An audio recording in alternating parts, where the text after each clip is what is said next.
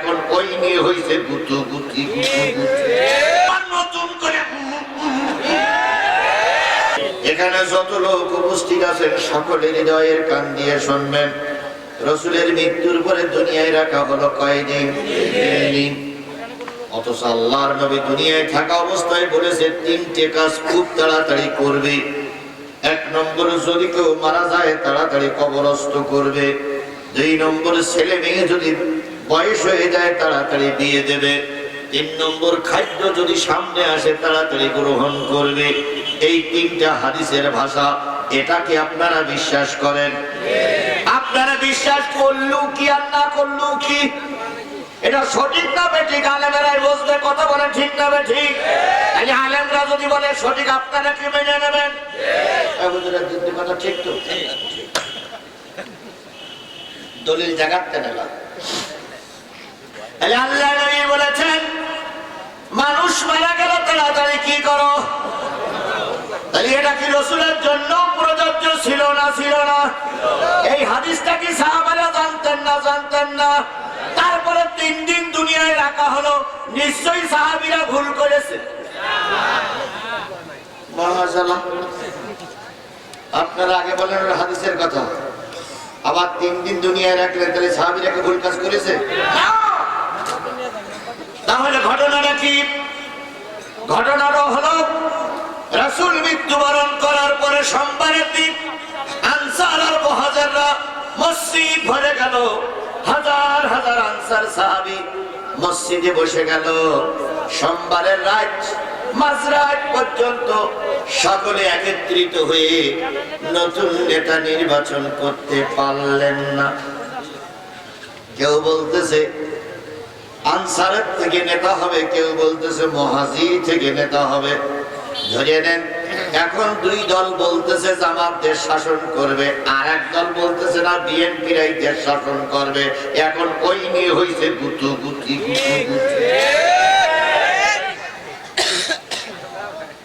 অথচ এই জামাত আর বিএনপি 17টা বছর ময়দানে আন্দোলন করেছে। এমন কোন নেতা নেই জেল খাটিনি, কথা বলে ঠিক না ঠিক? এমন কোন হুজুর নাই মামলা খাইনি। সবাই মিলে দেশে আন্দোলন করে সেই স্বৈরাচারকে তাড়ালাম, ফেরাউনের বাচ্চাকে তাড়ালাম। এখন আমরা শান্তিতে থাকবো, কিন্তু এখন আবার নতুন করে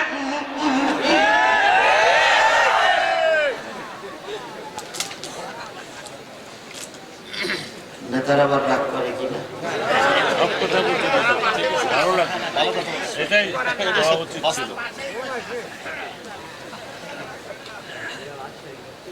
আনসার আর মুহাজিরদের ভিতরে কে নেতা হবে?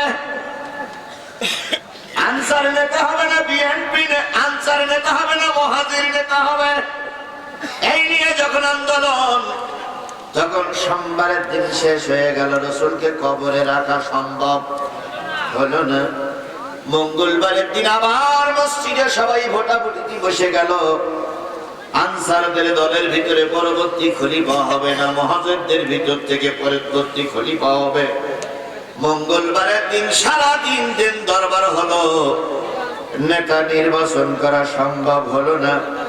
মাঝরাত্রিতে যে আনসার আর মুহাজিররা এক জায়গায় বসে সিদ্ধান্ত নিল, রাসূল যে কয়েকটা নামাজ মসজিদে পড়াতে পারেন নাই, সেই কয়েকটা কাকে দিয়ে তিনি ইমামতি করাইছেন? আনসাররা বলল, মুহাজিররা বলল যে কয়েকটা রাসূল নামাজ পড়াইতে পারেন নাই অসুস্থতার কারণে, সেই কয়েকটা আবু বকর নামাজ পড়াইছেন রাসূলের জায়গায়। আনসার আর মুহাজিররা একমত হলো, রাসূলের অবর্তমানে যেহেতু রাসূলের জায়গায় আবু বকর ইমামতি করেছে, রাসূল এখন নাই, পরবর্তী খলিফা হবে আবু বকর।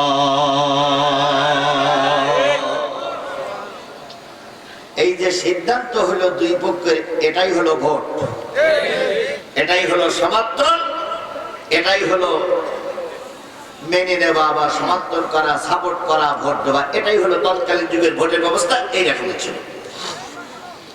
মঙ্গলবারের দিন সারাদিন চলে গেল। বুধবারের দিন আল্লাহ রাসূলকে কবরস্থ করা হলো। এবার বাংলাদেশের মুসলমানেরা সিদ্ধান্ত নেবেন রাসূলের হাদিসকে অবাধ্য করে 3 দিন দুনিয়া দুনিয়ায় রাসূলকে রাখা হলো কি নির্বাচন করার জন্য? তাহলে বোঝা গেল জানাজার চাইতে নেতা নির্বাচন করা জরুরি। নেতা নির্বাচন করা কি? এই কথা বলেন, নেতা নির্বাচন করা কি? সেই নেতা নির্বাচন করার সময় আসতেছে আমাদের।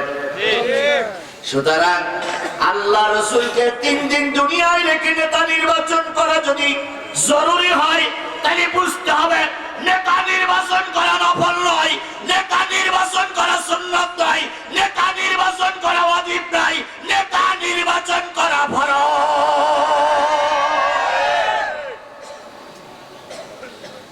সেই নেতা যেমন তেমন লোক হলে দেশের 12টা বাজবে। এই জন্য সেই নেতা নির্বাচন করব সৎ, যোগ্য, একনিষ্ঠ, যার দ্বারা এই এলাকার মানুষের উপকার হবে। আমরা সবাই মিলে আগামীতে সেই নেতা নির্বাচন করব ইনশাআল্লাহ। তাহলে রাসূলকে 3 দিন ডাকলেন শুধুমাত্র নেতা নির্বাচন করার খাতিরে। সেই রাসূলের উম্মত আমরা রাসূলের হাদিসকে ফলো করে আগামীতে চলবো ইনশাআল্লাহ। বলেন এই রাসূলের মতমান পথের পরে এখানে বসেছি। কে কোন দলের সমর্থক ওটা আমার পরিচয় নয়। আমার পরিচয় আমি একজন মুসলমান। আমার পরিচয় আমি ইসলাম ধর্মের লোক। আমার পরিচয় নামের পুরোতরে মুহাম্মদ শেষে ইসলাম। আমার পরিচয় চামড়া কেটে বাদ দেওয়া হয়েছে। আমার পরিচয় আমি এক কালেমার পরে বিশ্বাস করি আমার আল্লাহ এক, আমার রাসূল এক, আমার কোরআন এক, আমার ধর্ম এক। আমি আল কোরআনের বাইরে যেতে পারি না, কারণ আমি আল্লাহর গোলাম।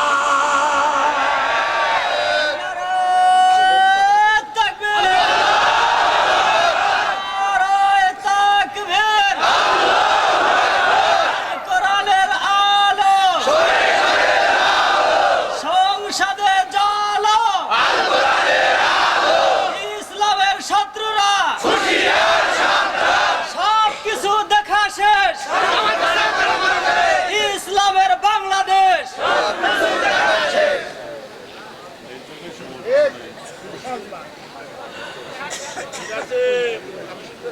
ভাই ও রাস্তায় কি হচ্ছে?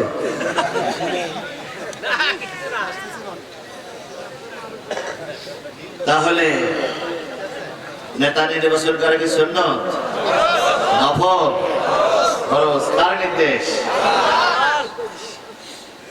সেই আল্লাহ নাজিল করলেন আল কোরআন মানুষের জন্য।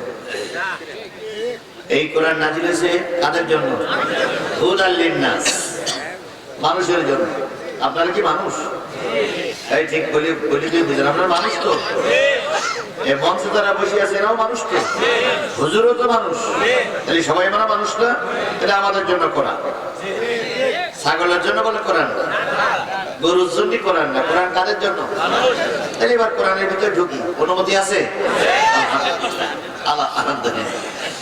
সেই কোরআনের ভিতরে আমি ঢুকবো। সূরা আলে ইমরানের 2টা আয়াতের উপরে ভিত্তি করে কথা বলবো। এখন সমস্যা হয়ে গেছে একটা জায়গায়, সেটা হলো হক কথা যদি বলি তাহলে কিছু লোক উল্টো চোখে তাকায়।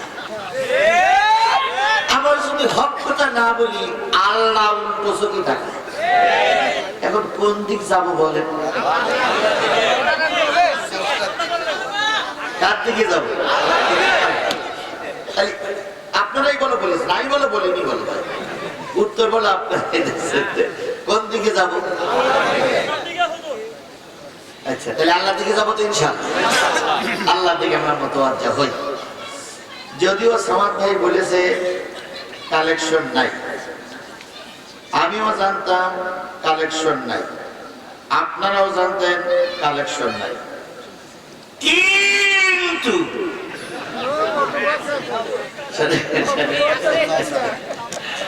আমার ওই খাওয়ার সময় যুবকেরা বলতে হচ্ছে কালেকশন নাই, এটা আমরা ঘোষণা দিয়েছি, কিন্তু যার টাকা পয়সা উঠেছে আমাদের একটু শর্ট।